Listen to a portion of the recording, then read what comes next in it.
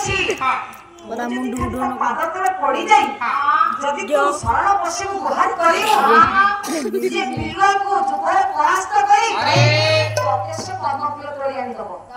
ମୁଁ ଏତେ ବଡ଼ ବୀର ନାରାୟଣଙ୍କର ଭକ୍ତ ପରମ ଭକ୍ତ ପକ୍ଷୀ ଶ୍ରେଷ୍ଠ ଗରୁଡ଼ ନାଚି ନାଚି ପଳେଇ ଇଏ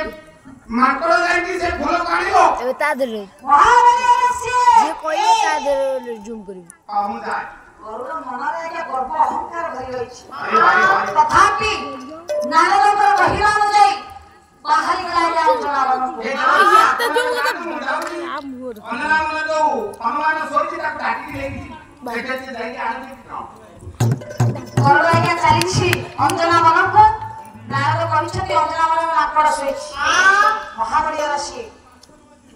ଖୋଜି ଖୋଜି ଚାଲୁଛି ଆଜ୍ଞା ଅଞ୍ଜନାବନରେ ଏବେ ଅଞ୍ଜନାବନଟା କୋଉଠି କି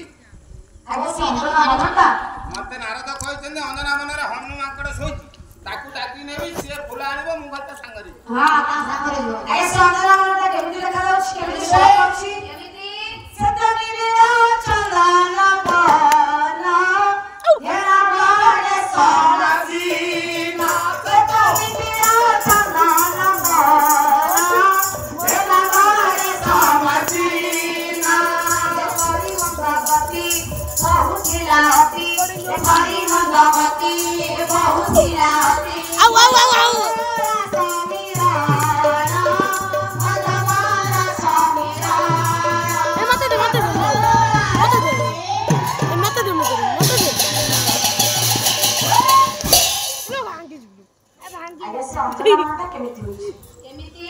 ବିଭିନ୍ନ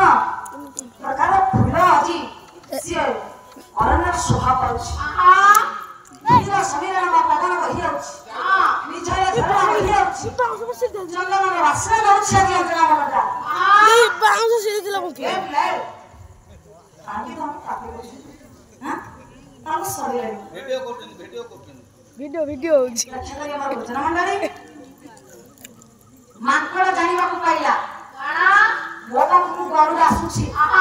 କିନ୍ତୁ ତା ମନରେ ଗର୍ବ ଅହଙ୍କାର ଭରି ରହିଛି ମୁଁ ଏମିତି ମାୟା କରି ଶୋଇ ରହିବି ଆଜି ଯେମିତି ହେଲେ ଗରୁଡ଼ ମନରେ ଗର୍ବ ଅହଙ୍କାରକୁ ଚୂନା କରିଦେବି ମାୟା କରି ଆଜ୍ଞା ମାଙ୍କଡ଼ ଶୋଇଲା